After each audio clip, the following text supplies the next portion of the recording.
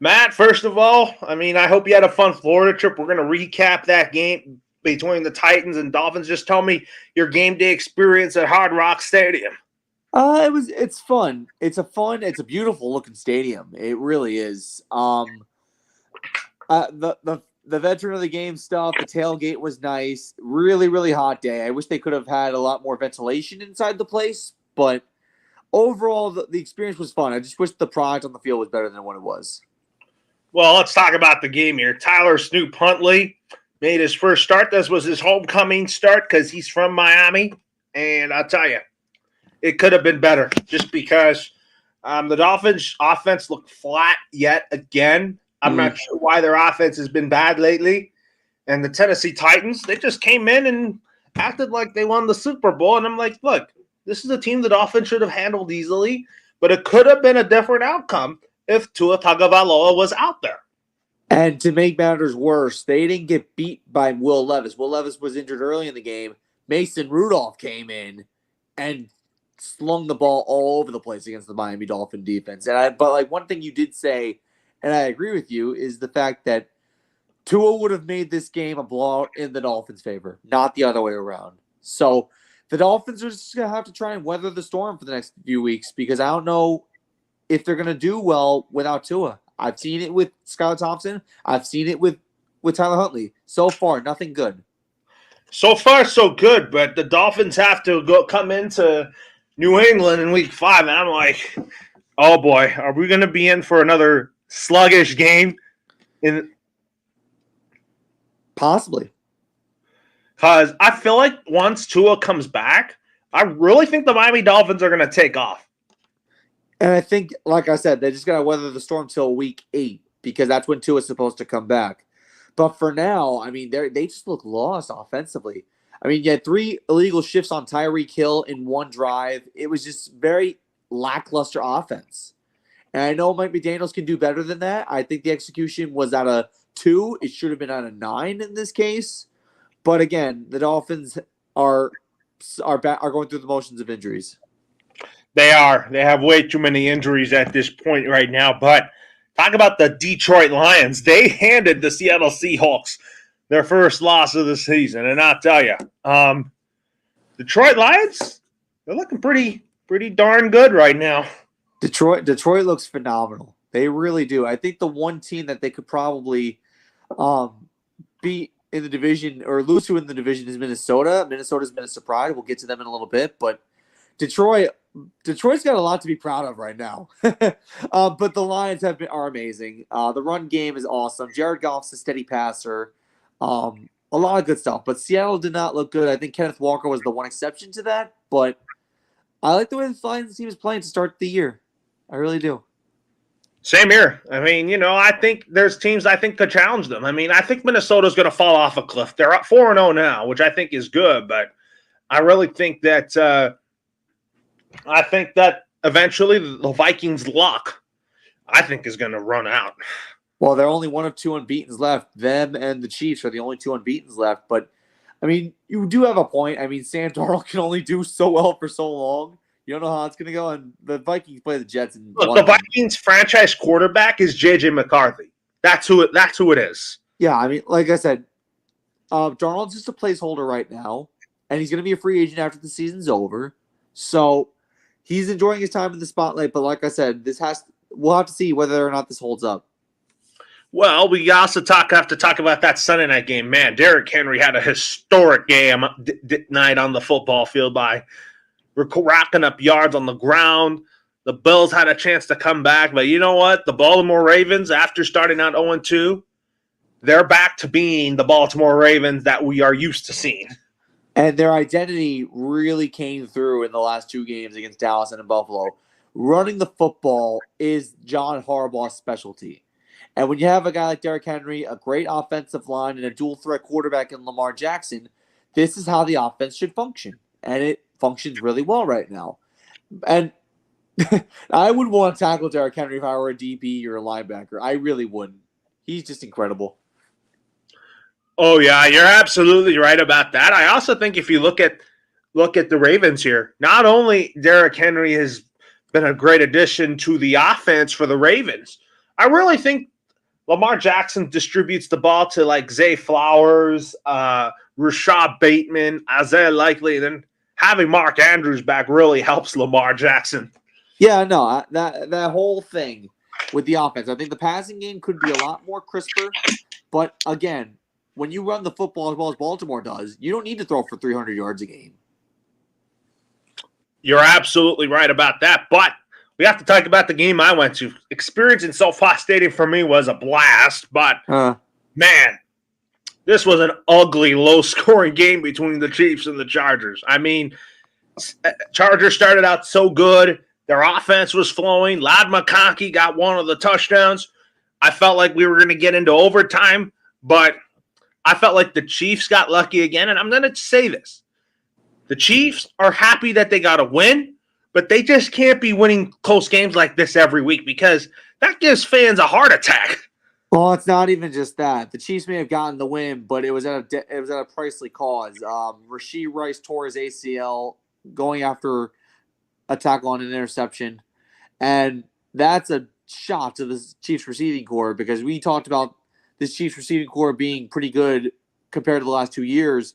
Now you lose Rashee Rice. Guys like Xavier Worthy have to step up now, and I think he could, but at the same time, you want all hands on deck, knowing that you're playing an AFC conference that's this competitive.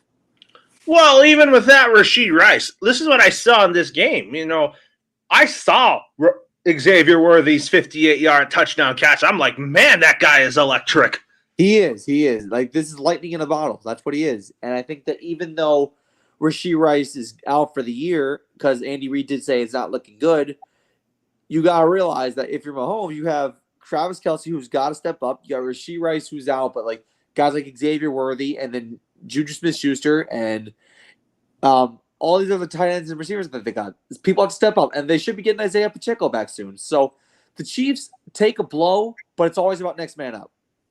Yeah, they can't take. I felt like that because heading into this game, the Chiefs were undefeated at SoFi Stadium and on the road against the Chargers, and I felt like that they were due for a road loss against the Chargers.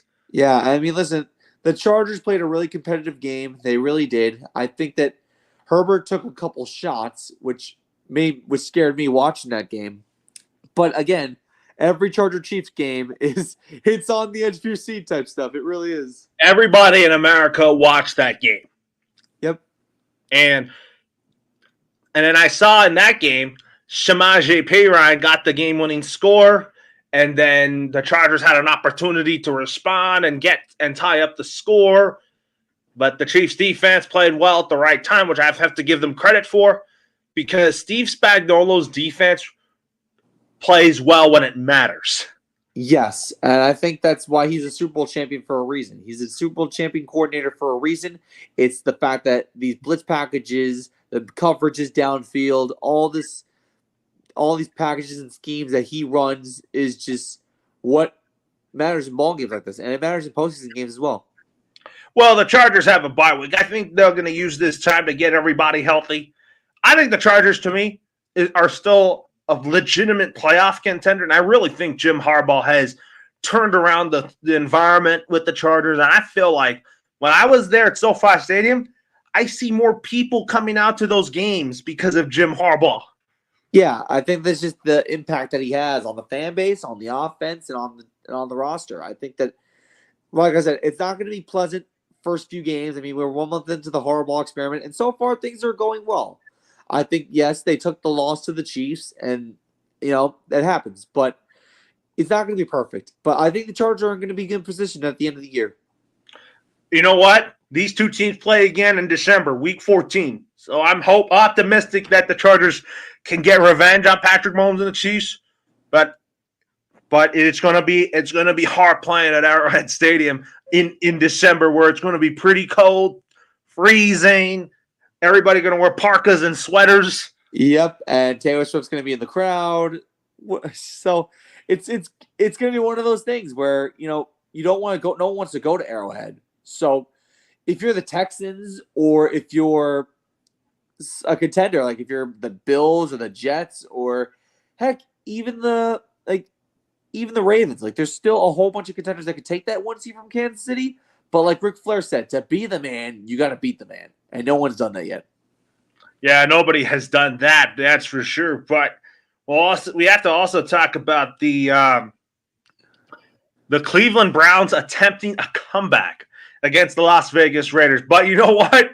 There was no Max Crosby in this game, but Deshaun Watson got sacked to end the game. Yeah, bad. Just really, really bad. I mean, the Browns are such a disappointment because Deshaun Watson's getting $230 million, and you would think that he'd be playing better than this, but he hasn't. He really hasn't. And the Raiders' defense without Max Crosby isn't really that good. So I'm at a loss for words, and I think you are as well. Yeah, the Browns are talented on paper, but like losing to the Raiders, come on. Yeah, not acceptable. Not acceptable. That's not. I feel like that if the Browns fire Kevin Stefanski, it's not going to be because it's his fault. I don't really blame anything on Kevin Stefanski. It's because Kevin Stefanski's probably going to get scapegoated for the Deshaun Watson thing. Well, that's the main reason. One of Stefanski's main things was he brought Deshaun Watson in, but it's also the Browns organization that they gave Deshaun Watson this $230 million fully guaranteed contract. So in this situation, what are you going to do? Are you going to get rid of Deshaun Watson and keep Stefanski and eat up that entire salary that you guaranteed Deshaun? No, you can't do that. It's not a good financial move. So I don't want to see Kevin Stefanski get let go. I think he's better than this, but the Deshaun Watson aspect of it all is just the thing that's crippling this organization right now. Yeah, it is. I mean, they lost to a lowly Raiders team that just doesn't have a quarterback, but I feel like the Raiders show a lot of fight. You know how I called the Colts in the past? They used to call the Colts the Fighting Jeff Saturdays. Yeah, the Raiders are now the Fighting Antonio Pierce. That's a good one. But there is a certain Raider that's not fighting right now. He's actually fighting to get out of Las Vegas. Davante Adams has requested a trade earlier this week, and he's looking at one of 6 organizations to be traded to. Obviously, the Jets are up there, the Chiefs are up there, and a couple other organizations. The Saints. I mean, man, I think Davante Adams wants to either play with Derek Carr again in the Big Easy because the Saints are. We were not high on the Saints entering the season, but the Saints are really proving everybody wrong so far this year. Yeah. Or he reunites with his boy Aaron Rodgers. This is kind of tough. Like, who do you think he wants to play with? Does he want to play with his college teammate and Derek Carr, with whom they played at Fresno State together? Or does he like Aaron Rodgers? I wonder who he prefers. It's musical chairs for Davante Adams. It's 50-50 between those two. I think it really is. See, you got to weigh out the pros and cons if you're Davante Adams. You play with Aaron Rodgers, you're going to get starting time. But the team is not exactly up to expectations. You go to New Orleans, you play with Derek Carr, and the team's off to a good start right now. But the Saints play in a weak division, and the coach is probably going to get fired. But you also have a upstart offensive coordinator to work with. So, like I said, if you're Davante Adams, you got to look at the Saints and Jets and be like, okay, what works best for me? He likes both. I'll tell you that. And, I wish he just had more playing time with Derek Carr. Yeah, I think the Raiders did him dirty, and that's why he wants out. I know. I feel like that the Raiders will be a better team without Davante Adams. I mean, they have some young guys that I think they can work into, like Hunter Renfrow, who I think could be their number 1 receiver. Yeah, Jacoby Myers as well. So I still think the Raiders, I'll tell you, their number 1 target is Brock Bowers. Well, that guy's been a sensation for his rookie year, huh? I mean, this is a guy who, in a year where the tight ends are not doing too well, this is a guy who's blowing every tight end out of the water with his stats. I mean, this is a guy who really, really can get open and a guy who can really be tough to tackle. And I think the Raiders, like I said, I think they should work with their foundation, but get rid of Davante Adams. Oh, we also have to talk about another game to talk about is the Cliff Kingsbury revenge game. He got a game ball for beating his old team in the Arizona Cardinals, the Washington Commanders.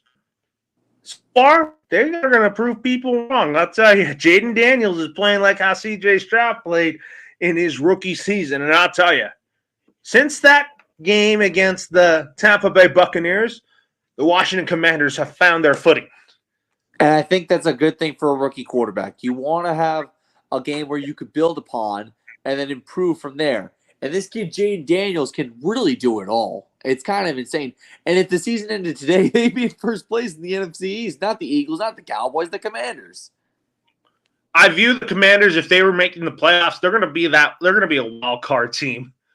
Yeah, I think the Dallas Cowboys and the Philadelphia Eagles will find their footing eventually. But the fact that the Commanders are playing this well early on in the season, I think that just gives hope to Commander fans, to the ownership, to Dan Quinn. Everybody thought that was a bad hire. I think Dan Quinn has taken advantage of a second chance coaching in the NFL. And you know what? That's what you need sometimes. You need a second chance to prove yourself, and he's done just that. Better outcome than Josh McDaniels. Oh, yeah. So, anyways, talk about the New England Patriots. Not much to say here. They only put up 13 points. That was unacceptable. I mean, I'm not shocked that we lost to the 49ers, but you can't be playing like that. And I know fans and myself are like, when are we going to pull the plug on Jacoby Brissett? I felt like that we should have started Drake May in week 1 just because we needed to start our future right away with him and Gerard Mayo. Gerard Mayo is still obsessed with Jacoby Brissett. I think the veteran approach that the Patriots are taking in this case has kind of passed them by. I feel like the San Francisco game should tell you everything you needed to know. I think they need to make a change. Whether or not they do it this week, I'm not entirely sure, but something's got to be done. And I'm going to keep that short, sweet, to the point. Something needs to get done. Oh, yeah, and then you talk about the Niners here. A bounce-back win after losing to the lowly Rams. Yeah, that loss last week for the Rams was surprising. But they did what they had to do. They rebounded. They beat a team they were supposed to beat. And, they got a lot of depth on that team. But I am going to say this. Christian McCaffrey has Achilles tendonitis in both his legs. So how the Niners didn't find out about this until now is beyond me. So Niner fans around the world are like, oh my God, are we going to see Christian McCaffrey at all this year? Because Achilles tendonitis is a serious thing. Serious. But you know what? You said that they had this running back that was a 4th-round pick that has kind of been a factor. Yeah, Jordan Mason. He's been really good. Jordan Mason has been stepping up nicely. He has, but you want as good as Mason's been, he's no Christian McCaffrey. Well, yeah, we got to talk about that Eagles-Bucks game in a minute. We talked about off air that this is Jalen Hurts' kryptonite, and Nick Sirianni, I don't think he wanted to come back there since the popcorn game. Yeah, that was ugly. As bad as the popcorn incident was, it was bad watching the Eagles play the Buccaneers. I know the Eagles did not have Devontae Smith and they did not have A.J. Brown in this one, but my God, I didn't expect them to get beat that bad by Tampa Bay. I mean, Tampa Bay is a good team, don't get me wrong, but I figured this game would be a little bit more competitive than that. The Eagles just got dominated in all sense of the word, and I think that Nick Sirianni's getting pressed again by fans just because they got pounded. And when you get pounded by the Buccaneers, you're going to face questions. But I think that the Eagles need the bye week to just relax, get their guys back, and focus on the agenda. And then once they do that, they'll be okay. But right now, they're just going through the motions right now. That's really it. Yeah, the Eagles are 2-2. I think the Philadelphia Eagles are going to find a way to win a lot of ball games. I think they have a good offensive coordinator in Kellen Moore. Vic Fangio, I think he's done a great job making that defense elite. That defense has been a lot better than it was last year, but with a team like Tampa Bay, I didn't think that defense was going to get shelled. Yeah, no, it like I said, Barkley had one big run, and that was it. That was the biggest play for their offense. You got to talk about the Bears and the Rams for a little bit. A lot of people were saying that if the Bears lost to the Rams, then Matt Eberflus was facing more questions and more pressure. But the Bears did their job to beat a Cooper Cup-less Rams 18-24. But a lot of people are going to put Matt Eberflus on the hot seat still. He's still not safe as of right now. And I think the reason why is because, Matt Eberflus is a defensive-minded coach. Usually they would have offensive-minded coaches manage rookie quarterbacks. I mean, we saw that with Matt Nagy, with Justin Fields a few years ago. But I think the main thing with Matt Eberflus is the fact that the offense in Chicago has not looked fantastic this year. It's looked okay at times, but they haven't been consistent. I mean, the fact they beat the Rams is actually kind of surprising, but I mean, Matt Eberflus is hanging on right now, but if it continues to be offensively inconsistent, I think there might be a change in Chicago. But I don't know who the Bears would hire, honestly. I don't know who they would hire. I feel like Caleb Williams is going to be the future of the Chicago Bears. I have a good feeling about that. I think the Bears are going to offensively, they have potential to be good, but right now they're just not consistent. Yeah, and I think first month in, now you got to know what you're dealing with now and fix everything. I know that Bobby Slowick's name has popped up a lot. He's the offensive coordinator for the Houston Texans, and C.J. Stroud has looked phenomenal with them. But I need to see how the season plays out. There's still 13 weeks left. Well, we got to talk about that Colts Steelers game where Anthony Richardson was hurt, not that bad, but Joe Flacco stepped up when he had. You know what? Joe Flacco still has some magic. Oh, Joe Flacco. Can't get enough of Joe Flacco. Ravens, Jets, Browns, and now the Colts. Joe Flacco, I think, still has magic in him because I think that the Colts offense still functions even without Anthony Richardson just because Joe Flacco can manage the game. I thought he did a great job in relief. He did a really good job in relief. I think that this game was mostly about taking advantage, finally, of someone taking advantage of the Steelers' offensive woes because the Steelers, again, did not look great on offense, and they just needed decent quarterback play and decent offense to beat the Steelers' defense, and that's what the Colts got. Although the Colts are facing an uphill battle next week. We'll have to talk about that in a minute, but the Vikings got lucky. I mean, they could have blown out Green Bay out of the water, but Jordan Love looked rusty in the first half. He was trying to make the Packers come back and beat the Vikings. But you know what? Jordan Love coming back, it was his first game back. You're going to expect rustiness out of him. But you know what? Don't count out the Green Bay Packers just yet. The Vikings, their luck will eventually run out with Sam Darnold because he could just do so much. But to tell you the truth, it's J.J. McCarthy that's the guy at quarterback. I mean, no one's loving this more than Sam Darnold at this point. I mean, Sam Darnold's been playing really well. I mean, the second half, things started to look a little shaky for the Vikings. They were up 28-0 before they barely came out of Green Bay alive. I think this is the tipping point for the Green Bay Packers. The Packers offense did not have Jordan Love for 2-3 weeks. They got him back. First half, he was sluggish, and then second half, he finally unleashed. And I think that's what Packer fans want. But think of it this way. The three of the most underrated teams in the NFC are in the NFC North. Think of it that way. Lions, Packers, the Vikings, they used to be frauds, but I just think the Minnesota Vikings luck of wins is gonna end, and they're probably gonna fall off a cliff just because I don't think they're the best team defensively. Put it that way. No, that's a valid point. Although I do want to see that game in London. We're going to discuss that soon. That game in London between the Sam Darnold and facing his old team and the Jets. That should be fun. Yeah, he's gotten to do that once in his career, but got to talk about the Jets for a minute. I mean, this was an ugly game for both teams. Bo Nix, I felt like he had a great game. He's building confidence right now, and Sean Payton really is showing a lot of faith in Bo Nix. But as for the Jets, that's a game they should have handled easily. Bad. That's the one game to describe this game on both sides. Bad. I mean, Bo Nix played really well. He had a couple of nice throws at some point over the course of the game. He did get better.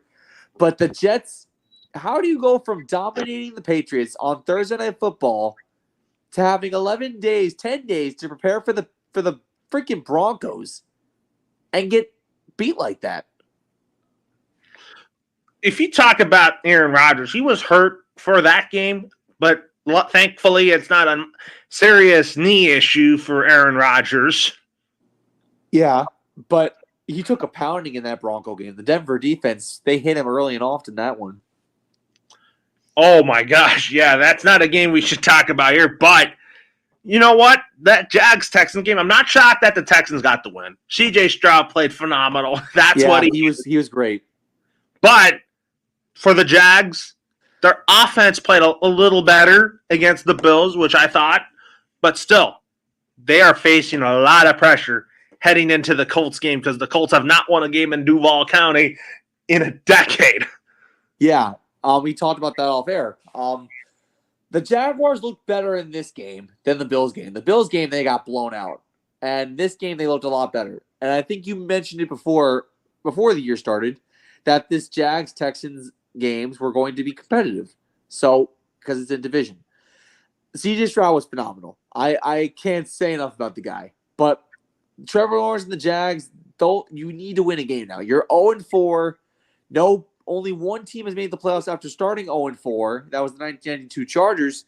But you got to win in Duval County against the Colts. If you don't win that game, then Doug Pearson's going to face a lot of questions. He's going to face a lot of pressure. This is his fault right now because he's faced a lot of pressure in Philadelphia, and he was scapegoated in Philadelphia. Well, not because look at the 4 games so far. Yeah, look at the 4 games so far. They lost in week 1 to the Dolphins. They lost the Dolphins week 1. Okay, that's fine. But they were up 17-0. They should have put that game away. Week 2, they lost to the Browns. I mean, come on. Week 3, they get blown up by the Bills. And then week 4, they had a competitive battle with the Texans, but they came up short. Week 5, you got to win. If you don't win... Joe Flacco start. I think Anthony Richardson's going to start that game. Well, listen, like I said, the Jags got to take advantage of the situation. If you're facing Anthony Richardson, pressure him. If you're facing Joe Flacco, improve your coverage schemes because you got to beat the Colts. You don't want to start 0-5 and be in this hole. No, because I think the Jags are too talented. Yeah, they are. I mean, they're the only defeated team left in the NFL. The Tennessee Titans won. The Jags are the only 0-4 team left, and that's shocking. A lot of people didn't think that would be the case, but they are. Yeah, and then let's talk about this was a great game to talk about. The Saints and the Falcons renewing their rivalry this year, and you know what? Young Hey Koo got the Falcons to victory with a game-winning field goal try from 50-plus yards. You know what? You got to tie him with Justin Tucker for the best kicker in the league. Brandon Aubrey's up there too, but I do like the Young Wei Koo respect that we're giving him. Young Wei Koo and the Falcons are starting to improve. They've gotten better every single game. The Steelers game, they looked terrible. The Eagle game, they came back and won that game. The Chief game, they showed some fight. And now here, against the Saints, they pulled out a gutsy win. They really did. I mean, Kirk Cousins is starting to show why he got paid the money he got paid. And Darnell Mooney, Kyle Pitts, Drake London, Bijan Robinson and company, they're starting to be utilized in a way that Marcus Mariota couldn't utilize them in. And I think part of this also goes to Raheem Morris. He's been really good managing the Falcons' offense. He has. I mean, he's a defensive-minded coach. But as for the Saints, I felt like they played a great game too. But you know what? They came up short. Yeah, and that happens sometimes. I think the problem with the Saints is they're going to face a tough battle this week when they play the Chiefs. Oh boy, Derek Carr knows that pretty well because he played the Chiefs a bunch of times as a Raider. That's correct. But you got to talk about the Bengals for a minute. They really needed this win in Charlotte against a team that just doesn't sell out tickets in the Carolina Panthers. Oh, last week or 2 weeks ago, we had a long start to the Carolina Panthers and talking about their problems. But anyway, Joe Burrow looked really good. The Jamar Chase contract negotiations have stalled. I think they're just waiting to wait until the season ends to finally get those off the ground again. I think they just want to get through the season and make the playoffs and then finally have those and then resume everything. But right now they are in a good position. Joe Burrow looked good. The Panthers looked good in the beginning, but then Andy Dalton showed why he was let go by the team. I do like the way the Panthers are a little bit more competitive now, but again, Bryce Young needs a reset. But going back to the Bengals for a second, they paid Joe Burrow. Jamar Chase has got to get paid at some point, and T. Higgins is starting to become the second string receiver that he was before he got hurt, which is refreshing. No, I mean, the Bengals really needed this win. I mean, starting 0-3 was kind of, unfortunate. But you know what? The Bengals are going to be playing good football. Just watch these Bengals heat up. Yeah, they needed to get hot. They got the win that they needed, and now they're going to take off. Well, talk about your Giants here. They were somewhat competitive, thank goodness. Man, Matt, again, you're covering your head with why you're not wanting to talk about that Giants-Cowboys game. It was ugly for both sides. It was. I can say for the first time since 2020, the Dallas Cowboys are not good. They're not good. Let me tell you something. Skip Bayless is not wearing a Dak Prescott jersey. He's wearing a Brandon Aubrey jersey. Seriously, no, that's just pathetic. That really is pathetic. But again, the Cowboys are not good. They're not. The Giants should have won this game. Daniel Jones can't throw the deep ball to save his life. Thank God for Malik Neighbors. Otherwise, his offense would be pitiful. Oh, yeah. The Giants' offense wasn't going to be good anyways. But, I think in this game, I didn't watch this game, but I'll tell you, the Dallas Cowboys, they got to win. They should have blown you guys out the water. But it just tells me the Cowboys are not that good right now. And, they're in for a long season. And I know that this was a game that they should have won. They're playing the Steelers on Sunday night. And if they lose to the Steelers, Stephen A's team, yeah, you better watch out for Stephen A. Smith to be waving his yellow towel at his house. Oh, my God. Can you imagine if they lose to the Steelers, who didn't look good? But the Dallas Cowboys, I mean, this is just when things are falling apart. They're not playing good football. They're losing at home. They should have lost again to the Giants. It's just they're playing below expectations. And if they continue this, I think Mike McCarthy's seat's going to get warmer and warmer and warmer. Because I don't think Dallas Cowboy fans are content with the season right now to begin with. So if you're Mike McCarthy, something's got to change. And if you don't change right now and get back to playing dominant football, it's going to be over before you know it. Oh, yeah. Now on to week 5. Well, the Falcons and Buccaneers are kicking off Thursday Night Football in the ATL, where I think one of these meetings where both the Buccaneers and the Falcons meet, that's going to decide who wins the NFC South. I like this matchup a lot. Baker Mayfield is proving why the Browns made a mistake letting him go. And then the Falcons, Kirk Cousins is getting better. He's getting better with every single passing game, which is a good sign. I like this matchup a lot. But if I had to pick someone, I think I'm going to give it to the Falcons. I think the Falcons just barely edge them out. I think it's a field goal game. I'm picking the Falcons again, and I think the hero of Atlanta, Young-Hae Koo, will kick another one. You know what? Young-Hae Koo is a Pro Bowl kicker for a reason. Yeah, he's really, really good. I mean, you got Brandon Aubrey, Justin Tucker, and Young-Hae Koo as the top 3 kickers in football. Yeah, Justin Tucker's still the number 1 kicker in the league. But also, speaking of Atlanta, who is a diehard Falcons fan, Jimmy Carter, happy 100th birthday. Happy birthday, Prez. 100 years of amazing life. Well deserved. Diehard Braves and diehard Falcons fan. Yeah, what an amazing, amazing life he's lived. Oh, yeah. I mean, no one thought he would get there. But anyways, I know you'll probably get up early for this game. The Jets are going to London to take on the Vikings. And Aaron Rodgers, Aaron Rodgers kind of has had history playing against Minnesota, and he's owned the Vikings in the past. But give me the Jets in this game. I don't want to see the Vikings continue their spurge that they're on. Can you imagine if Sam Darnold sticks it to the Jets in London? Yes. I wouldn't. I'm not favoring the Vikings in this game. If they prove me wrong, then I'm like, the Vikings are lucky again. Well, I'll tell you what. For now, I'm picking the Jets because it seems like every time they have a bad week, they follow up with a good week. So I'm just going to go with the pattern.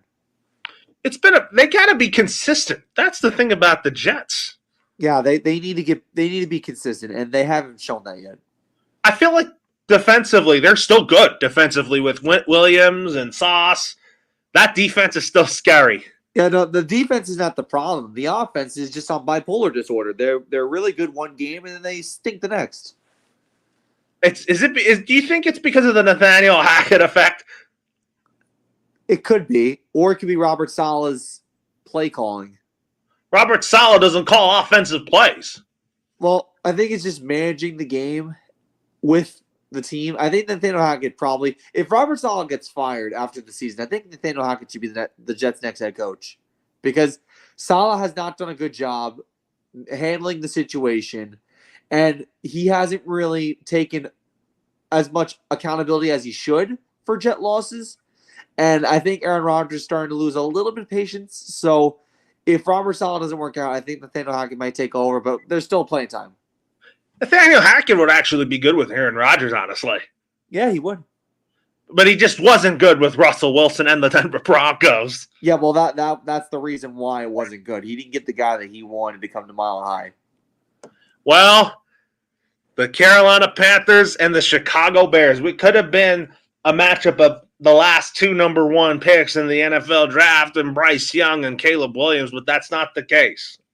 I think the Bears win this game. I think DJ Moore is going to go off in this game.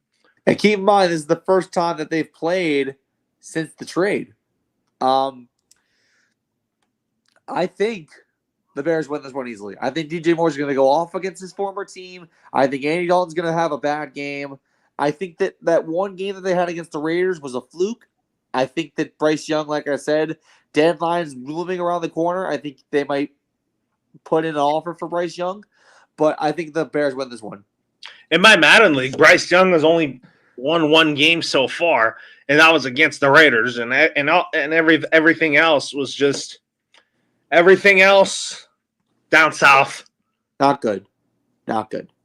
And Dave Canales might have one win in my Madden League. Wow. So anyways, now the Cleveland Browns taking on the Washington Commanders. I mean, I'm going to pick the Washington Commanders to win this game because I really think Jaden Daniels is going to continue his spurge that he's on right now. I think Jane Daniels is going to make case why he should be Rookie of the Year. Give me the Commanders all the way. Yes, I think if you look at that offense, it's been functioning well. I think defensively, defensively, the Commanders could be better on that side of the football. Mm-hmm. They could be better, but I like the way they're playing right now. Well, this might be a game where I think might be ugly. The Patriots playing the Dolphins without Tua, and I'm like, the Patriots, my question for them is, when are we going to start Drake May? He is our guy, and Rob Mayo is just obsessed with Jacoby Brissett, which I don't like. We should have started Drake May in week one, and we would have had a different story than where we are now. And for the Dolphins, it's going to be Tyler Huntley again. I think Tyler Huntley is a solid backup quarterback, but I have a feeling Tyler Huntley can rebound from the Titans' loss, and he can try to get the Dolphins back to playing efficient offense against the Patriots. This, on paper, should be a low-scoring affair, but I think the Dolphins just have better weapons than the Patriots do, so I'm just going to take Miami in this one. Yeah, I'm going to go with the Miami Dolphins, too. I mean, Tyler Huntley's going to need to have a good game. Well, I'm hoping that Jacoby Brissett finally gets benched. Yeah. Well, maybe this is the game that triggers that. And then we've talked about this many times, and we got to pick this game. The Colts have not won a game in Duval County in 10 years. But I think the Jaguars are going to get their first win of the year, and I think that they are going to need to get right. And, you know, the Jaguars are going to need that before going to London and going to before playing in London for the next two games. Jags need this win in the worst way. Give me Jacksonville. Absolutely. And we have an update for you here as the Padres have broken this game open off of Max Fried. Yep. We'll get into baseball in a second. We do have a couple of updates, by the way, to give you. But get back to football for a second. Jacksonville needs to win this game. I'll take Jacksonville. Now let's talk about the Bills and the Texans. This is the Stephon Diggs revenge game, I'll tell you. Yep, it is. This is the revenge game that he needs. Stephon Diggs looked great with Texans so far. Buffalo, wow. I mean, Stephon Diggs is on like a revenge tour. He went to Minnesota and now he's in Buffalo now. So I'll tell you what, I think the Texans win this game. I think Josh Allen and the Buffalo Bills offense have stalled after the Raven loss. I think they're gonna take a little bit of a hit against the Texans. Plus, CJ Stroud's been playing phenomenally well. So I'm going to take the Texans in this one. I like Houston in this game. I mean, Buffalo, I can't count them out just yet. But, I think that the Houston Texans are going to get the win over the Bills. Yeah. Like I said, I think I like the Texans offense better than the Bills offense. It should be competitive, but I think Texans come out on top. Well, the Ravens are playing the Bengals. I mean, the Ravens are playing good right now. The Bengals just got to win. I mean, who do I like in this matchup? I think the Ravens will eventually get a win against Cincinnati, but give me the Bengals in this one. Joe Burrow is playing hot right now. I feel like that the Bengals are going to beat the Ravens at home, and I think the next time the Ravens and Bengals meet, I think Baltimore takes it at home. Yeah, I think you always love a division matchup between these two teams. I think the Ravens are going to run all over the Bengals. I just think that the Ravens are hot right now. They won 2 straight after losing their first 2. Like I said, I think this Ravens team is now locked and loaded. I think the Bengals, they're coming off their first win, but I still think that the Baltimore Ravens are just a better all-around team than the Bengals are. Now we got to talk about the Raiders and Broncos. This game is at Mile High. If it were in Vegas, I would pick the Raiders just because I think Antonio Pierce is a no-nonsense person. So I'm going to go with the Denver Broncos to win this game. Bo Nix has gotten better each game, but I feel like the offense is about to have a great game.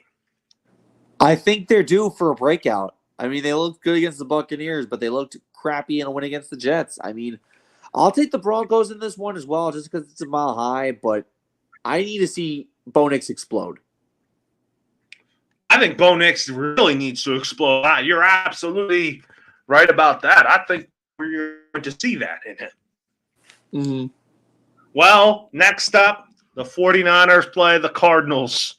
I mean, the Niners got a great win last week against the New England Patriots, and now they're playing a Cardinals team that is very, very competitive.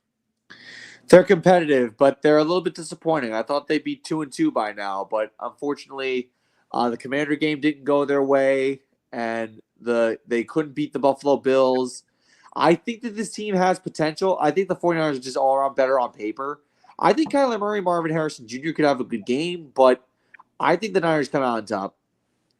I think it's going to be a Jake Moody field goal. Close one. Okay. Because I think the 49ers are going to build off that win against New England. And I think that when they get Kittle and Ayuk and Samuel back, I think the Niners offense can find a way to take off without McCaffrey for the time being. I mean, we don't know how long the extent of McCaffrey's injury, which is the problem for the 49ers, why people are so concerned in San Fran. But I think that, like you said, they should really be taking it to the Cardinals. On paper, it looks uneven. Well, speaking of the Jags, their next game is playing the Chicago Bears, so that's probably another get-right game for the Jaguars. They have 2 games in London. One of them is against Chicago, and one of them is against New England. They got to win. They got to win. I think the Bears are an easy team for Jacksonville to beat. Well, now to the 125 games, since that's going to be on CBS. The 1-3 Giants versus the 3-1 Seahawks. I know you're going to cover yourself for that because the Seattle Seahawks have been surprising a lot of people this year.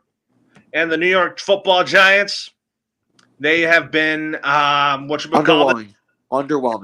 A little bit underwhelming.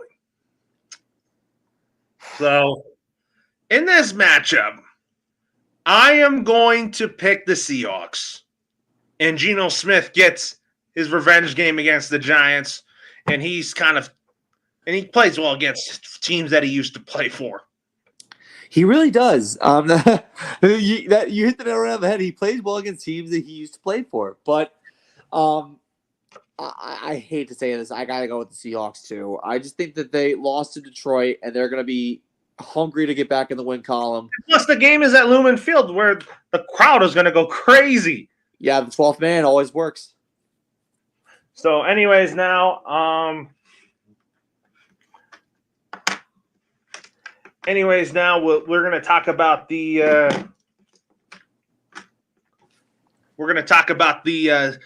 Packers and Rams in LA. I mean, Jordan Love, this is his second game back, and it's that SoFi. I want the Green Bay Packers to come into Rams' house to get the win. I think the Packers are just better offensively at this point. Like I said, if they don't have the Rams don't have their top two receivers, so I think it's going to be really tough for them. I'm taking the Packers as well because they just look. If they can just build off that second half against Minnesota, this team's going to roll. They're absolutely going to roll. You're absolutely right about that. I mean, don't count out Green Bay, but I also think Matt LaFleur and Sean McVay, coach, both were with Washington together. They've done a great job with their respective teams. It's the ultimate what could have been in Washington if we had kept all these coaches that went on to be successful in other teams. Well, Stephen A. Smith is going to want to hear this. Who is going to win between the Cowboys and the Steelers? Mike McCarthy has faced the Steelers once in the Super Bowl, and he helped Green Bay win that Super Bowl in Dallas. Great. So, man, I can't root for the Cowboys right now. They're not good. They're not good on both sides of the football.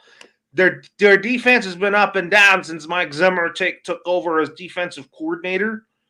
But you're going to potentially be without Micah Parsons. So I'm going with the Pittsburgh Steelers. I think that defense is going to get to Dak Prescott, pressure him more than 3 times, fumble him, get to him. Steelers will win that game. I'm torn between this one. I mean, the Steelers look bad on offense, but the Cowboys are not too great either. Where is this? Dallas? No, it's in Pittsburgh. It's in Pittsburgh? Okay, that makes things a little bit easier. I'm taking the Steelers. I think TJ Watt's going to have a field day that day. Oh, yeah, you're absolutely right about that. And then Monday Night Football, the Saints and the Chiefs. I mean, I wanted Kansas City to lose last week in L.A., but you know what? They're going to go 5-0. Yeah, easy 5-0. And then next week, when we do our show, we have good games to talk about. We got the 49ers versus Seahawks, the Jags and Bears in London. Yep. And then the Commanders, Buccaneers and Saints, Commanders, Ravens. New England will take on Houston. God help us, because that game is going to be that we might get blown out. It's possible. Hey, listen. You could have it better than the Giants right now. You have it better than New York right now. And then the Bengals play the Giants next week, and I'm like, why are the Giants on Sunday Night Football? That game should be flexed out. Oh my God, Sunday Night Football. The Giants against the Bengals on Sunday night. That should be. I feel like that should be Ravens Commanders instead of. It really should be. Oh my God, it's in prime time. Oh my God. The Giants playing the Bengals. And then a better game. NFL, you couldn't have picked a better game. You couldn't pick a better game than that. Yep. And then the Bills play the Jets on Monday night. You know what? That's a game I'll be more intrigued about. That should be fun. Buffalo and the Jets. First time these two teams are playing since 9/11 of 23, and where Aaron Rodgers tore his Achilles. Yep, on the 4th play. So you're talking about most of the Week 6 slate are pretty good games, with the exception of Giants and Bengals, where you know that game's going to get blown out. Yeah, bad. So, anyways, here we have some updates to talk about in baseball. Yes, we do. So, tell us about the Mets and Brewers. All right, so right now we are at the top of the 6th inning, and the Mets, with a win and advanced situation, are up 3-2 on the Brewers, and they have men on first and second with one out at the top of the sixth. And in San Diego, we got the Padres up 5-1 on the Atlanta Braves in the middle of the third inning. We're heading to the bottom of the third. But earlier today, we had two AL wildcard matchups. We had the Royals knocking off the Orioles 2-1, and then we had the Tigers shocking the Astros 5-2. Those two teams will move on to the ALDS, where the Royals will play the Yankees, and the Tigers will take on the Guardians. Oh, yeah. I feel like the Yankees will win that series. I think, the Tigers and Guardians, that's going to be a heck of a series. That should be fun. But one thing that you and I discussed before we came on the air, if the Yankees don't make it to the World Series, when 3 AL Central teams are standing in your way, that's a problem. That's a problem because not to disrespect the AL Central. I think the AL Central is going to be an up-and-coming division for years to come. But the Guardians have a first-year manager. The Tigers were lucky to get to the postseason.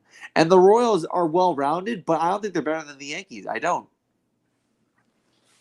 Yeah, so anyways, now and then the Dodgers, they're waiting for the winner of the Padres-Braves game. It looks like the Braves season is over. Yeah, it looks like it. The Braves suffered way too many injuries. At the worst possible time. I mean, I felt like that the Braves they really played they made the playoffs when no one thought they would, but this is not 21. We knew that we weren't going to see in that direction. Yeah, I had a feeling lightning wasn't going to strike twice. It was just like, well, I think the real nail in the coffin for the Braves was when they said that Chris Sale wasn't going to pitch in the wild card series, and I was like, oh boy, that's it. Anyways, you lose Spencer Strider, you lose Ronald Acuna Jr., you lose a couple of your other stars. Too much. It's too much. It definitely is too much. And I think, the Braves, I think they're going to need to reset for next year, which I think they will. And they'll be back. They'll be okay next year. Next year they'll be fine. They just I think they just needed this season to be over. That's really what they need. Yeah, it looks like it's going to see the Dodgers and the Padres in the division series. But anyways, the NBA season is coming up, so we'll start with our season predictions here. You know what? We talked about off air that we're not going to expect much from both the Lakers and the Nets this year just because the Lakers, it's LeBron and Bronny. The Nets, they tore everybody. Yep. They basically tore the whole program down. The whole team is dismantled. They traded Mikal Bridges away. They basically said, we're not going to, re-sign any big-time free agents because we don't have the money to and we don't have the assets. So the Nets and Lakers are really not going to be competitive this year. I mean, the Lakers on paper should be talented, but I think they just got a lot of growing pains to go through. Well, we have a trade official. Karl Anthony Towns is going to the New York Knicks for Julius Randle and Dante DiVincenzo. You know what? I feel like the New York Knicks have got better with Karl Anthony Towns. I felt like the Knicks wanted to move on from Julius Randle just because of their playoff collapse last year. But you know what? Karl Anthony Towns and also Jalen Brunson and Mikal Bridges, you still have the Nova Knicks, but you just don't have DiVincenzo. Yeah, and I know a couple of friends of mine who are big-time Knicks fans, and they're a little bit devastated by the news that Dante DiVincenzo was traded away. But I think that at the same time, Karl Anthony Towns can shoot from long range like DiVincenzo could. And I think you had to get Julius Randle out of there because Julius Randle is a very injury-prone player. He gets hurt a lot. We hardly even see him in games.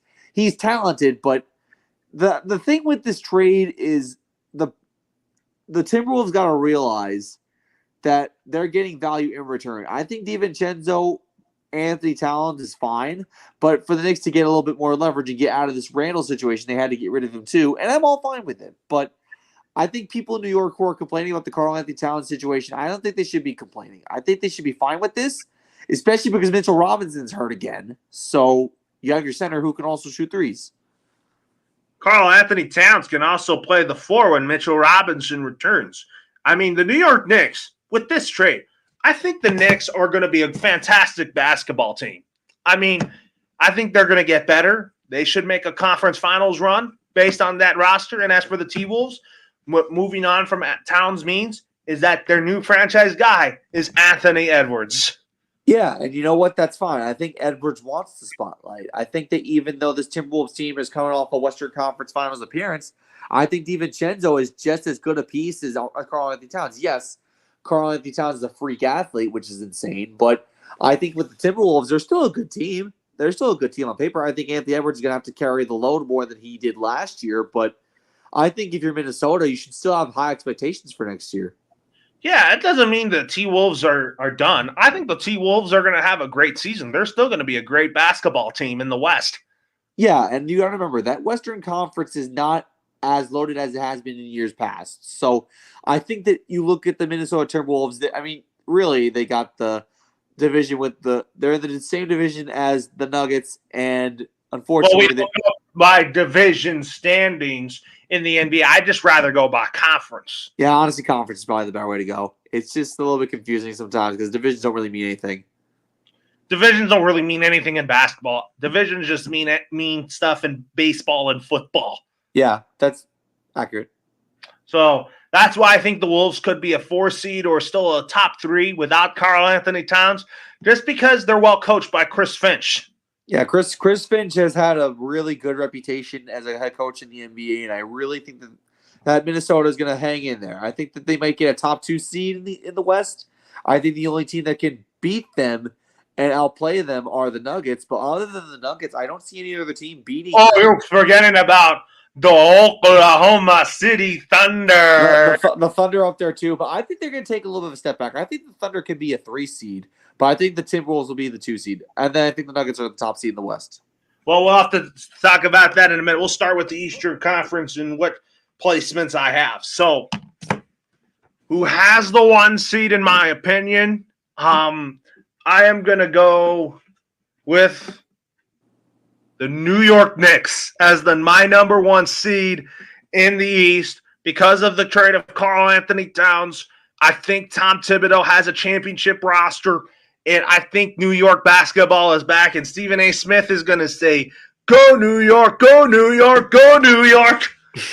It's going to be orange and blue skies for Stephen A. Smith. But, oh, my God, the 1 seed for the New York Knicks. I mean, I like the Boston Celtics getting the 1 seed, but I think that now that I think about it, the Knicks this is their conference to lose if you're the New York Knicks. I think the Knicks are going to be more motivated than ever to play Boston this year. Because they used to get spanked by the Celtics, but now it seems like they have a chance to play them really competitively. I'm going to say the Celtics get the 1 seed in the Eastern Conference, but I think the Knicks are going to be a close second. New York's number 1 for me. My 2 seed is, I'm going to say the Philadelphia 76ers. Now that you have Paul George, now you have a nucleus around Joel Embiid, who I God hope stays healthy. You got Tyrese Maxey. The Sixers, they are a team that no one talks about. They're a really good team when everybody's healthy. And I think that they're really good. Like I said, I think the Knicks are 2, Boston's 1. I think Philadelphia could be a good 3 seed. I think that they're very talented on paper. And Embiid is phenomenal in the regular season. I have yet to see him perform like this in the playoffs. But again, new year, new mentality, new attitude. I got the Philadelphia 76ers as a 3 seed. Well, so the 2 I have New York and Philly 1-2 for me. And then number 3 for me is the defending champion Boston Celtics. Even though if they're not the 1 seed, you don't necessarily have to win a championship as a 1 seed. The Boston Celtics, they can get through. They are capable of winning a championship as either a 1 or a 3 seed. I think the Boston Celtics have a lot of really talented players. Their depth is solid. I think the thing with the Boston Celtics is that pressure to repeat. We haven't seen someone repeat as champion since the 17-18 Golden State Warriors. We haven't seen anyone repeat. And repeating in the NBA is really hard. But the reason why the Boston Celtics have as being the 2 seed is because unlike the Knicks, they didn't really make a splash in free agency. So they basically got a lot of the same guys.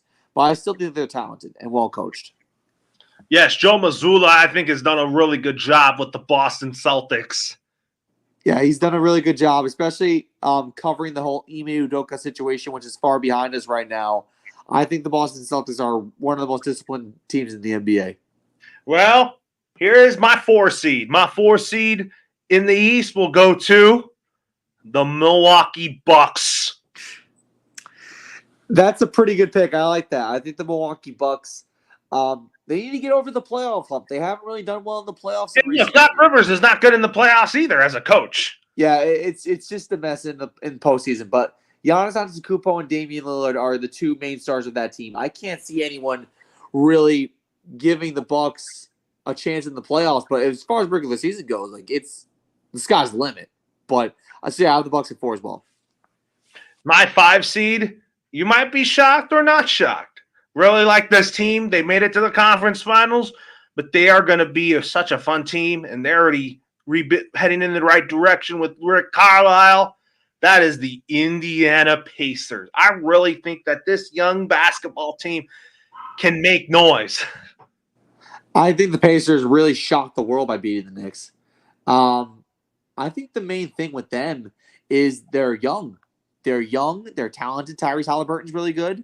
I think the main thing with them is like, can they keep up with the big boys of the conference? And I think that the Pacers have proven that. They made it to the conference finals. They almost got swept, but I think that they got that postseason experience under their belt. I think that this is monumental for them, confidence-wise. I think the Pacers are a perfect 5 seed. Well, the 6 seed, to me, it's a toss-up. But the Miami Heat, I'm going to pick them as my 6 seed because I think the Miami Heat can contend with those guys in the East like we talked about. I mean, Jimmy Butler, Tyler Hero, Bam Adebayo, the Miami Heat are talented.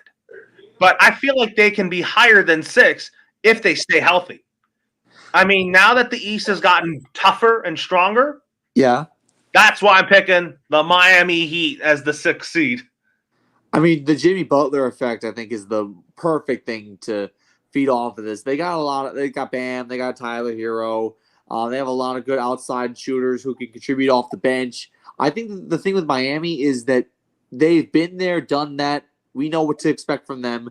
Playoff Jimmy is just the key thing for them. And right now, if we go based on seeds, I have them playing Philadelphia in the playoffs. But I think for you, it's a little bit different because I think you have Boston at 3. That would still be an amazing series. Miami, yes, Boston and Miami, 3 versus 6.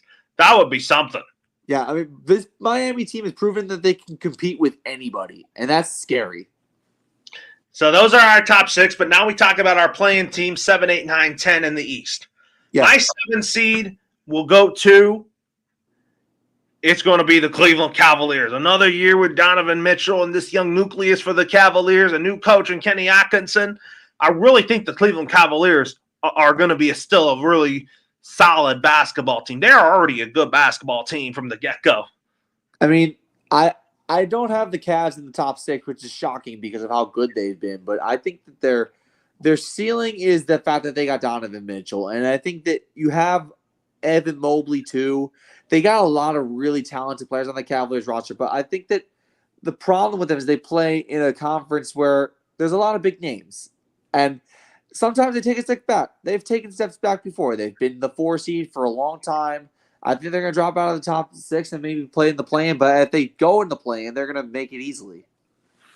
Well, let me tell you my 8 seed. My 8 seed, I mean, this team is still solid. They're a play-in team every year, and I think they will continue to be a play-in team every year.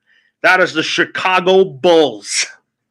The Bulls are a solid team all around. I think that the thing with Chicago is their experience. DeMar DeRozan is the star of that team. Well, DeMar DeRozan's now traded, so he's now a king. So it's still Zach. It's now Zach LaVine.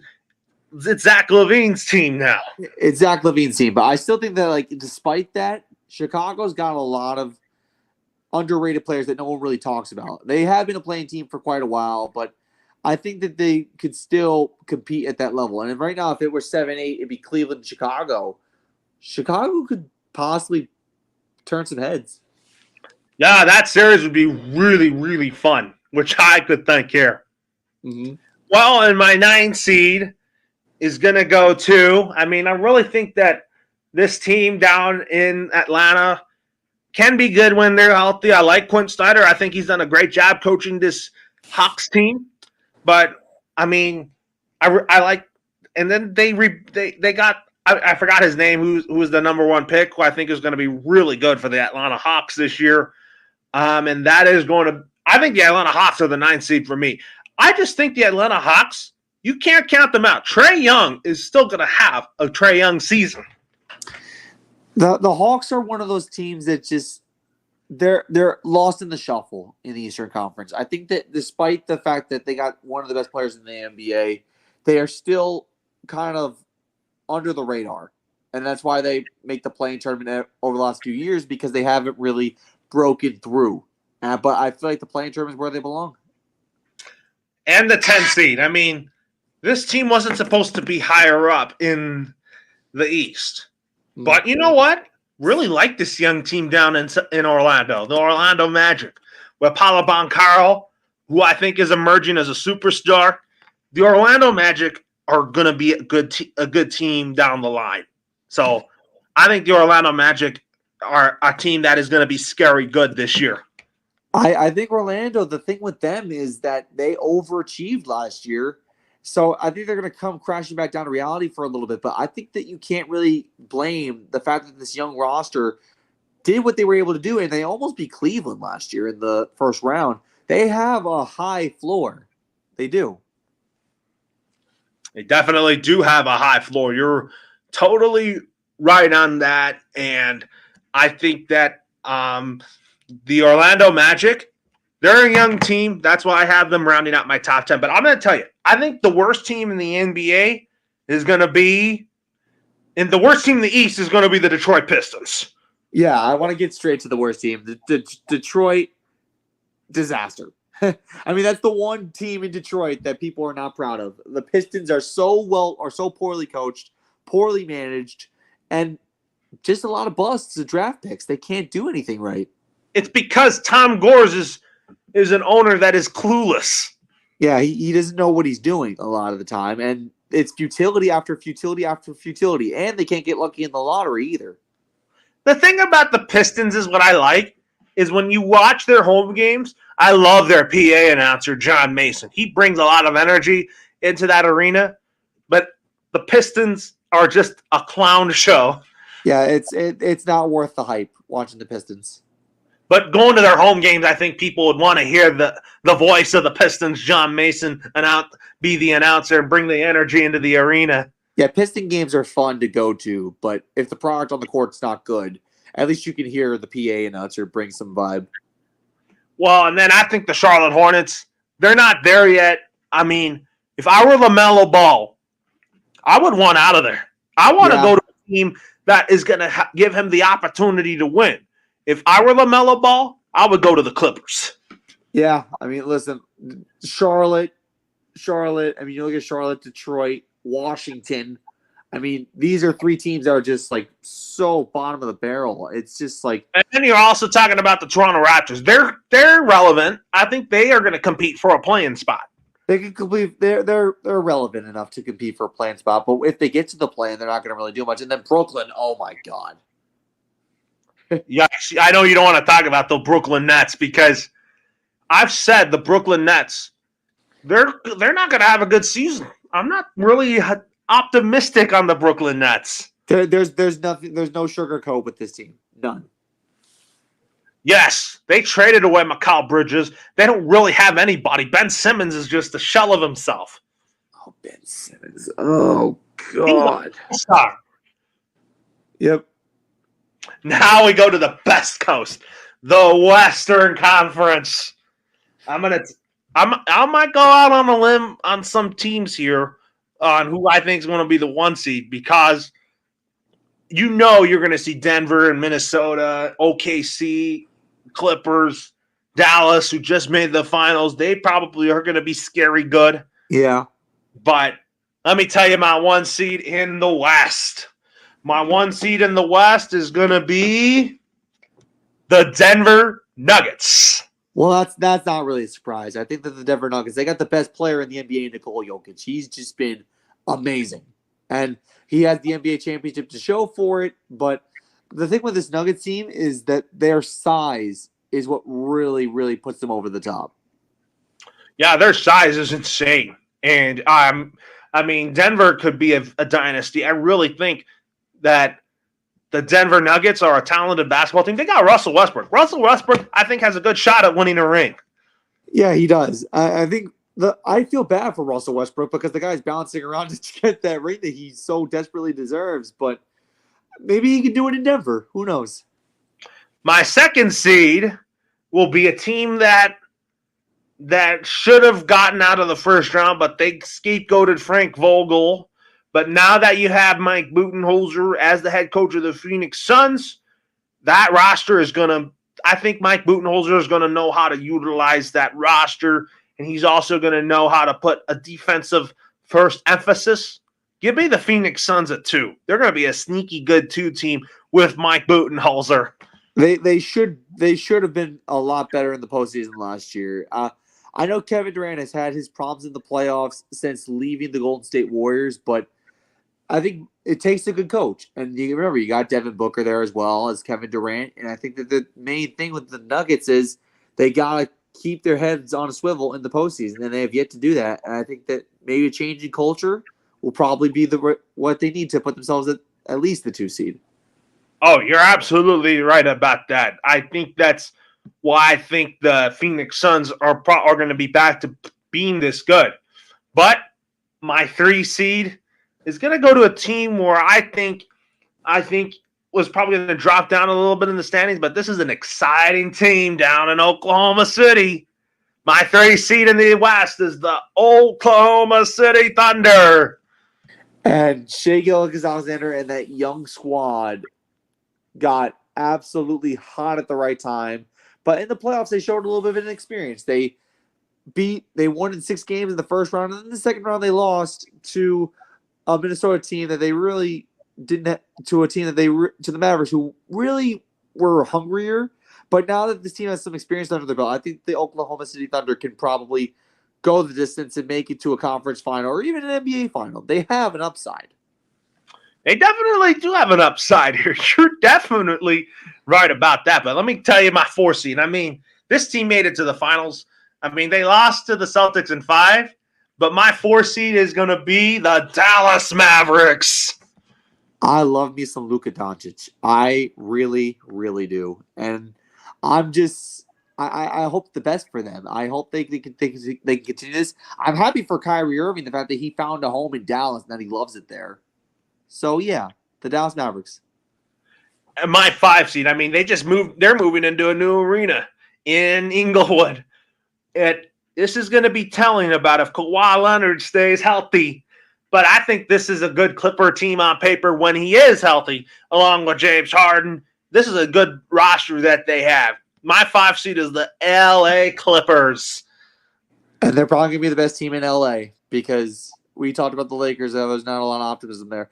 But the Clippers got a lot of talent on that team. But my biggest problem with them is the postseason hump. They can't get over it. They made the Western Conference Finals in 2021, but after that, they haven't gone anywhere else in the postseason. And this is a team that has so many stars. You'd imagine that they'd be better than they are, but they're not.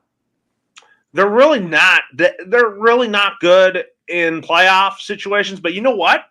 I think their new arena in Inglewood, the Intuit Dome, yeah, they are going to sell out tickets there. It is a beautiful stadium. So maybe if the product does well on the court, which I think it will, then it'll motivate them to keep doing well. Well, my 6th seed, I mean, even though they lost Karl Anthony Towns, Minnesota still has a strong basketball team. They're well coached. Anthony Edwards is going to carry the load, but I really think he can handle it. The Minnesota Timberwolves will round out the top 6 in the Western Conference. And I love Anthony Edwards. I love everything that he's about. I love his play. I love his energy. I love everything that he brings to the table. And like we both said, more pressure on his shoulders than anybody.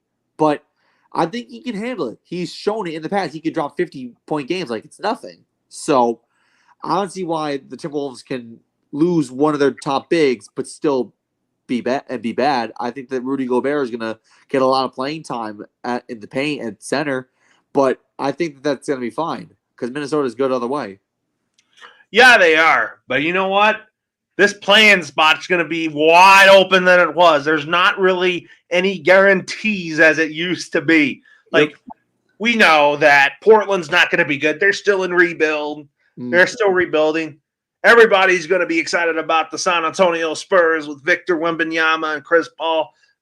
And then you talk about the Grizzlies with Zach Edey and Ja Morant. Man, the Grizzlies are going to be a lot better this year. The New Orleans Pelicans. I still think the Pelicans are a talented team. And then I also think the Utah Jazz are just not there yet. So my 7th seed is going to be a team that I think should have been in the play-in tournament. But I really think that they are going to make noise this year. And no one's going to talk about them. My 7th seed in the West is the Houston Rockets. And they should have been in the play-in last year. They just had a rough stretch towards the end of the year. But the thing with the Houston Rockets, no one talks about them. Like you said, they're sneaky good. If they made the play-in tournament, they would have made some noise. They probably would have gotten into the field of 8 in the Western Conference had they made the play-in tournament. But they just missed out. I think that's going to motivate them to make it this year, and I think they're going to make some noise. Who I have them playing in this potential play-in tournament for the 7th spot, my 8th seed will be a team that was bad the last 2 years, but I really think that having Chris Paul pair with Victor Wembanyama and San Antonio is really going to make some noise for Greg Popovich.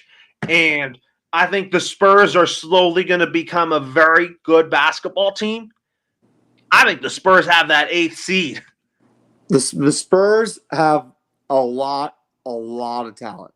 Victor Wembanyama is like a unicorn. He proved in his rookie year what he's capable of doing. And he proved it in the gold medal game in the Olympics what he's capable of doing. So you add Chris Paul, the veteran leadership of him. You have Greg Popovich as your head coach still. And I think that even though the Spurs could use a little bit more depth with their roster, I think that Victor Wembanyama is going to carry the load for this team and do everything. Like, I mean everything. Blocks, points, like you name it. He'll be all over the floor. And I think the Spurs, now that they got year 1 of the Victor Wembanyama experience under their belt, watch out. Well, you got to talk about his friend Alex Sarr from the Wizards. He is a rookie of the year. He's one of the rookie of the year contenders. Yep, he's Victor Wembanyama. The French basketball team has a lot of prodigies.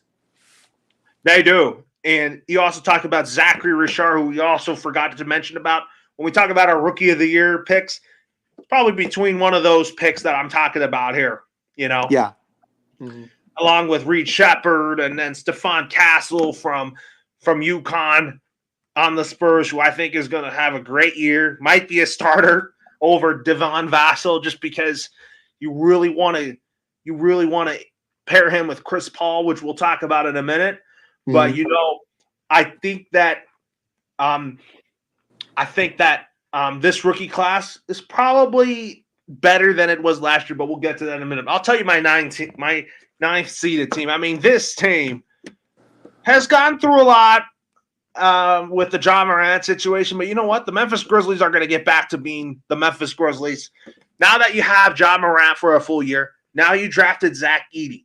That is going to be such a great combination for the Memphis Grizzlies. It's like the young version of Kobe and Shaq, if you talk about it. Very similar to that. Very similar. I mean, Shaq was the size, that's Zach Edey, and then Ja Morant, like Kobe, was the talented one. I think that, Ja Morant being out for 25 games last year crippled the Grizzlies, and I think that now that they're going to get him back, they got Zach Edey, who was a beast in college at the University of Purdue. That's going to be a combination that's going to be effective across the stretch. It's going to be beneficial, and I think that the Grizzlies are going to want to compete now. I think that not having Ja Morant last year drained their motivation to compete, and that's why they suffered. They did, and that's why my 9th seed in the East, in the West, is the Memphis Grizzlies because I think the Memphis Grizzlies are going to be a team where I think no one will talk about. Yeah. It's always going to be under the radar. It's always going to be under the radar. Well, the team that I have being the 10th seed is Zion Williamson and the New Orleans Pelicans because I really think that the New Orleans Pelicans have a very good roster with Brandon Ingram, with Zion Williamson, with CJ McCollum. The New Orleans Pelicans, they have a good young team, but just have to stay healthy. Yeah, the Pelicans break your heart because you see Zion Williamson play, he does amazing, and then he gets hurt, and then it's like, well, back to square one. It really is. It's like a cycle. Great start, Zion gets hurt, playing, comes back, not the same, or he comes into a playing game and then gets hurt in the playing game, and then they lose the playing game. It's like a cycle, and the Pelicans need to get over that, but if they can stick to their guns and stay healthy, like you said, I think they should be okay and make it the playing tournament easily. And then, which teams will fall short of the playing tournament? It's going to be the Lakers and the Warriors. Lakers, Warriors. Yeah, I'm shocked you have the Warriors falling out, but at the same time, they're getting older. Other than Steph, they really don't have a lot of. I'm actually going to switch my 9 pick. Memphis might fall short. Okay. My 9th seed will be the Sacramento Kings. Oh, I forgot about the Kings. That's a good one. Sacramento, like you mentioned, they got DeMar DeRozan now, and I love De'Aaron Fox and everything. And this Sacramento team came out of nowhere a couple of years ago when they finally made the playoffs and ended their drought. So Sacramento could be a good one too. I'm shocked that I forgot all about them. Yeah, so basically, I have Sacramento playing the Pelicans in the play-in round, the 9-10 game. Gotcha. So teams who I have missing the play-in are the Lakers, the Warriors, and then the Memphis Grizzlies. And then you also got the Utah Jazz and Portland Trailblazers. I feel bad for Lauri Markkanen, honestly, in Utah. I mean, that's a guy who is a bright spot of that team, but he's surrounded by nothing. I think the worst team in the West, it's going to be the Portland Trailblazers. Yeah, the Blazers are horrible. They're horrible. They're a whole definition of bad. Because I feel like that 10th spot is going to be between New Orleans and Memphis. Yeah, that's fair. That's why I changed my mind on my 9 seed. I totally forgot about Sacramento. I think Sacramento is going to make the playoffs, but I just didn't have them being higher up just because of the teams that are very good at this point. Right. That's fine. That makes sense. So my 9th seed is the Sacramento Kings with Fox, DeRozan. I think the Kings are going to be I think the Kings are going to have a really good season, and I really think that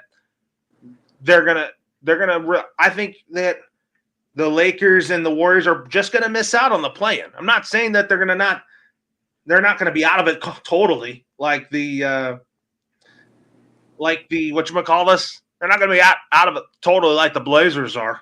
Yeah. I mean, listen, there are teams that can try, and then there are teams that are just completely dead in the water. And unfortunately, the Blazers are just dead in the water. The Lakers are going to try to compete, but they're going to have some growing pains. Yes, they are. They are definitely going to have growing pains for sure. But now let's go to our award picks. Let's start with Rookie of the Year. I mean, I have it between two bigs, Zach Edey or Alex Sarr of the Washington Wizards. So my pick for NBA Rookie of the Year, I'm picking Zach Edey of the Memphis Grizzlies. I'm picking Edey as well. I know him very well. He played in the Big Ten Conference, and his size, he's just so dominant, especially in the paint. And he could bring life to this Memphis Grizzlies team. He is going to bring life. You watch, because the Grizzlies are going to be really good again, and they're going to compete for everything, and they're going to get what they want with him. Mm-hmm. And then my pick for 6th Man of the Year. I mean, this might be one of my easier picks just because there's guys I feel like that could really come back. Like Gabe Vincent could be in it. Jordan Clarkson's always in it. But my pick for 6th Man of the Year, I'm picking Jordan Clarkson of the Utah Jazz. Yeah, I mean, other than Lauri Markkanen, that's the guy that people in Utah are proud of, and he can come off the bench and be a star. Like I said, those are two guys in Utah. You just pity them because they really don't deserve to be in the situation that they're in right now. Well, let me tell you who my pick for Coach of the Year is, because I really think this team on paper looks really good. I think this guy is a great coach in the regular season, and he's had a lot of success as a coach. I'm picking Tom Thibodeau of the New York Knicks. I mean, I think the Knicks are going to have the best record in the NBA in the regular season. I think the way this team is stacked on paper, they look phenomenal, especially now with that trade for getting Karl-Anthony Towns. I know there are people who are panning the trade and saying, oh, you need depth. No, talent speaks for itself. And I think that you unloading Julius Randle, I think, was the number one thing you had to do. And like I said, the Knicks look incredible. I want to see them prove the world that they're ready to compete for a title, for their first title since 1973. And who's your pick for Coach of the Year? I'm gonna go with Chris Finch. I think that Chris Finch, even though he lost Karl-Anthony Towns, I think that this Minnesota team is gonna have the MVP, which we're gonna discuss in a minute. I think Anthony Edwards is gonna be NBA MVP, and I think that Chris Finch and the Timberwolves are gonna have the best offense in the NBA, and I think that's what's gonna account for most. I'm not going for this Nikola Jokic 4P of NBA MVP. That's just too much. I can't. That's why I picked Anthony Edwards as my MVP. My MVP is going to be a guy that I think I'm going to give it to a guy that hasn't gotten it yet. Okay. I'm going to pick Jason Tatum of the Boston Celtics. Interesting pick. I mean, this is the leader of the Boston Celtics. 2K League. He's on the cover of NBA 2K25, and when I start my NBA season, Jason Tatum is probably going to have a really successful season. You know what? He's been around long enough. They're defending champs. Why not?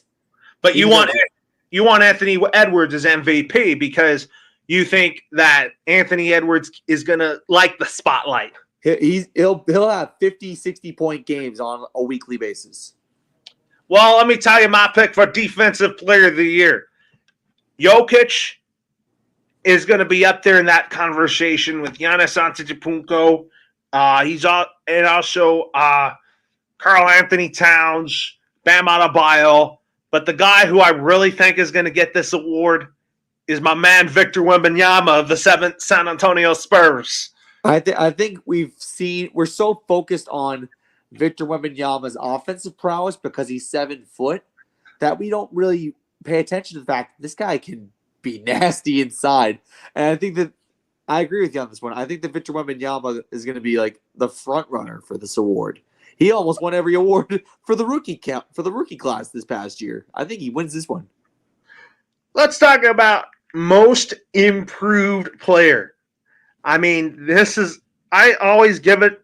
Last year, it was Tyrese Maxey.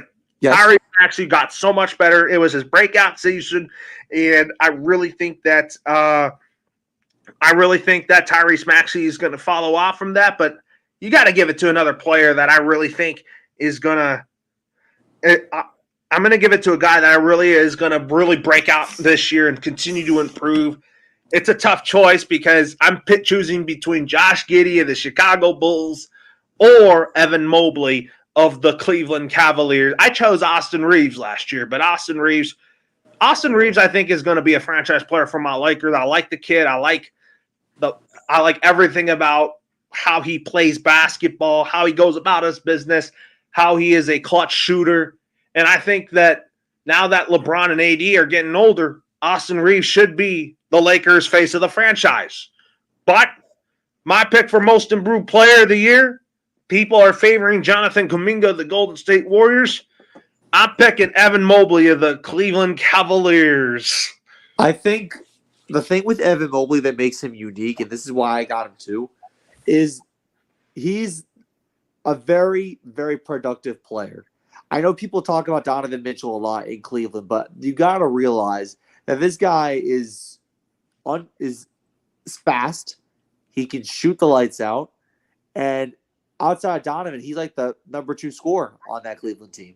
And I think that that's one of the reasons why people are so high on him. And I think that he does become most improved. And I think he maybe even passes Donovan Mitchell on the scoring ranks in Cleveland. That's tough because there's a lot of guys that are going to be considered for this. I talked about Jonathan Kuminga. I talked about Josh Giddey. And then Jalen Johnson is up there. Yep. And then people are picking Wembanyama, and I'm like, look, he's probably not gonna get that award just because I think I feel like there's other guys I feel like they're ready to break out, and that's why Evan Mobley is my pick for the NBA's Most Improved Player of the Year award, just because the guy is going to continue. He's going to be a rebounding machine down in the low paint. He is. He really is. And I also think that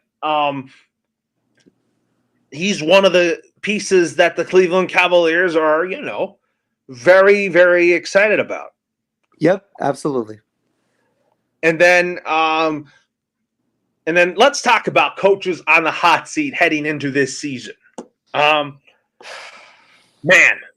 my first choice who's on the hot seat heading into this season, Chauncey Billups. I'm sorry that I'm saying his name. I like him. I think he's a great leader of men. But I'm sorry, you don't have a roster in Portland. Get out of Portland and find another job. Yeah, Portland is not the place to be right now. I think that Portland's up there as far as coaches on the hot seat. I think I'm looking at teams like, oh, God, I think the Nets are up there. They got a lot going on. I'm not going to say the Lakers because they just hired Yep, they just hired a new head coach, and I think that LeBron wanted to bring him in. I don't know how much longer LeBron's going to be there for, so I think if LeBron wants you in, as long as LeBron's around, you're going to be okay. I think that's pretty much all I can think of. I think the Wizards are also going to go through a coaching change eventually. Yeah, I think Chauncey Billups is up there. I also think I'm going to put Doc Rivers up there too. Oh, that's fair. That's fair. That's a fair one. Doc Rivers, what has he done for Milwaukee? I'm like, why did the Bucks even fire Adrian Griffin to begin with? Well, first off, that decision was a horrible decision. Adrian Griffin didn't even get a whole season.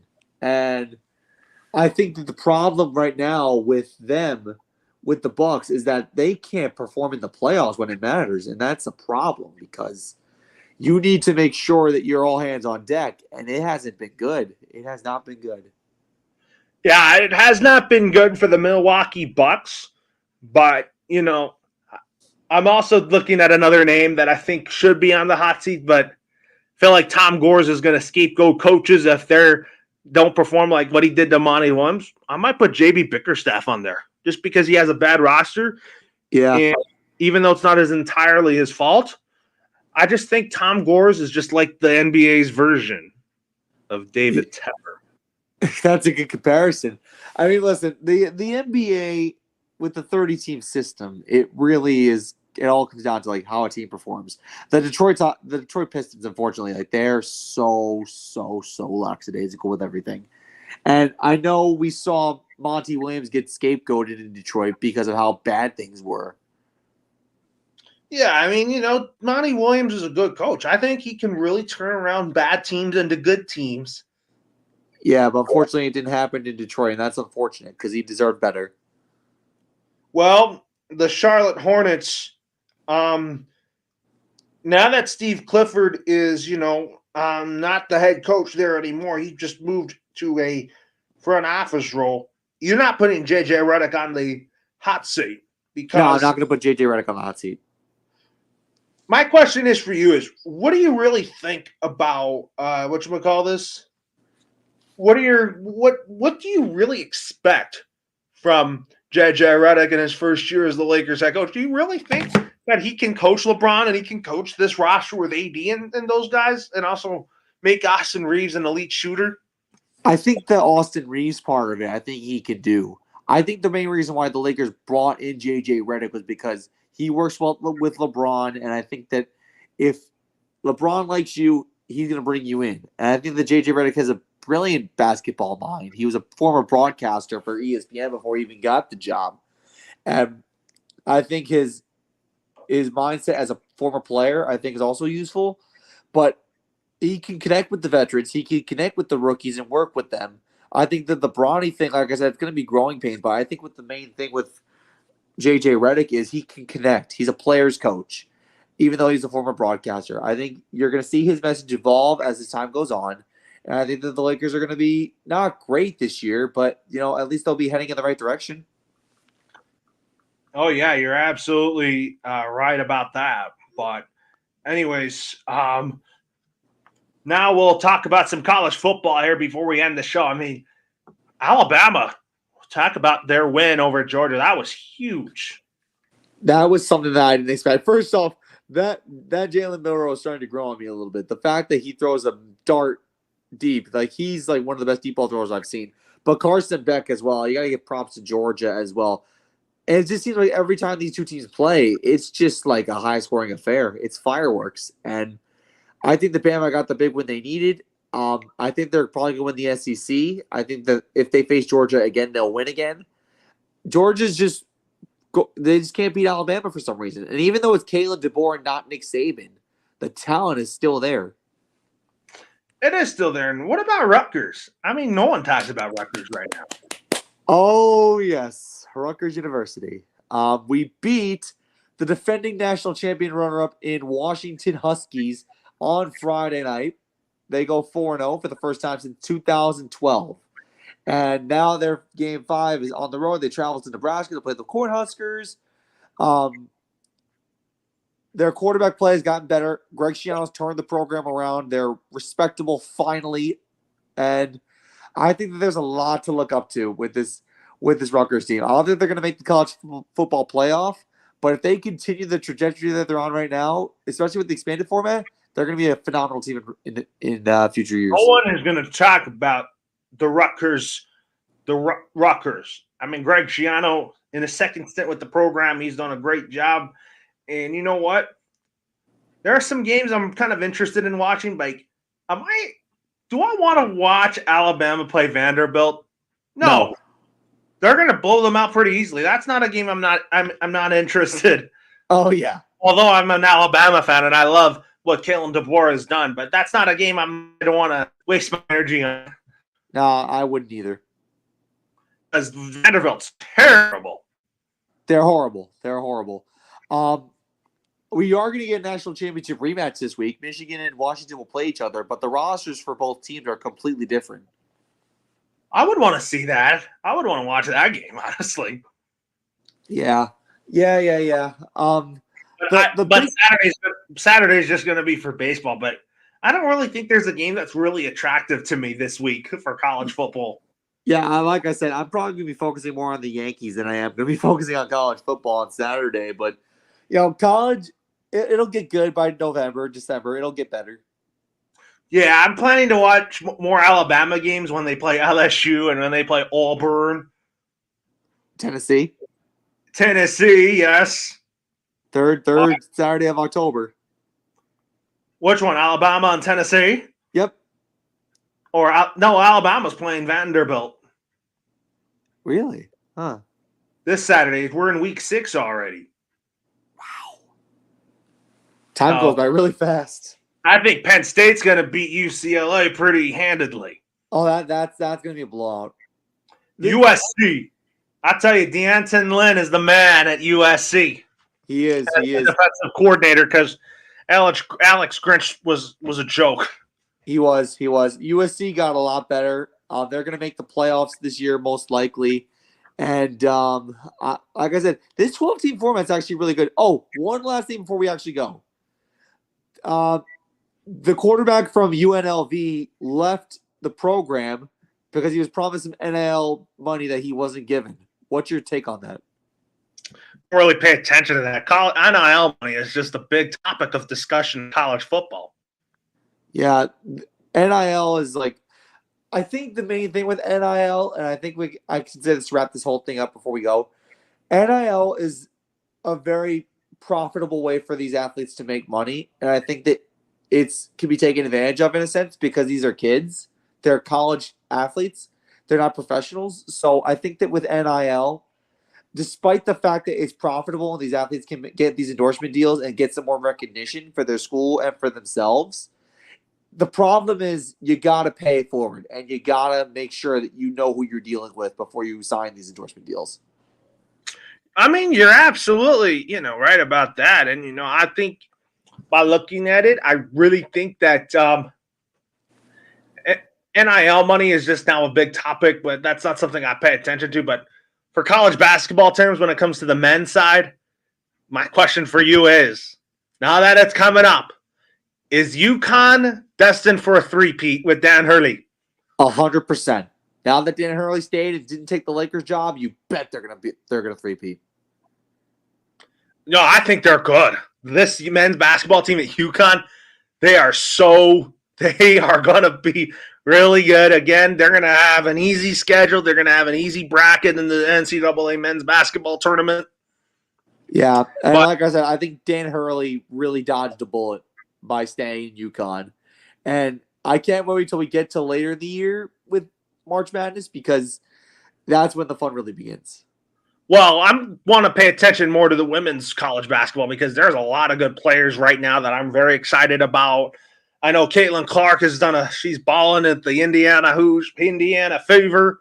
She's going to be great there, and they had a great season. But, when it comes to the new face of women's college basketball, my team is the UConn Women Huskies. Paige Beckers. That girl is going to be something. She is fully healthy. She really wants that national championship trophy in her hands. And don't forget about Juju Watkins of USC. She's amazing as well. And she was only a freshman last year, and she was also incredible. Juju Watkins is not going to go to the WNBA just yet.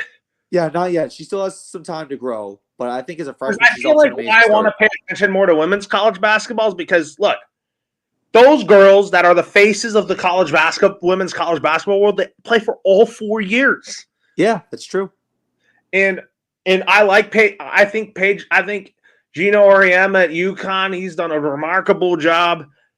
And Paige Beckers, I can't wait to see her play this year. I feel like that when it comes to women's college basketball, I think I have a crush on Paige Beckers just because of how athletic and how talented she is. She's pretty good looking, I'll tell you. She is. I'm not gonna lie. That's actually kind of funny that you said that. I didn't expect that coming from you, but no, she's cute. She's cute. That's why I think Paige Beckers is the face of college basketball for women's, and then I also think you told me Juju Watkins is going to be something special at USC.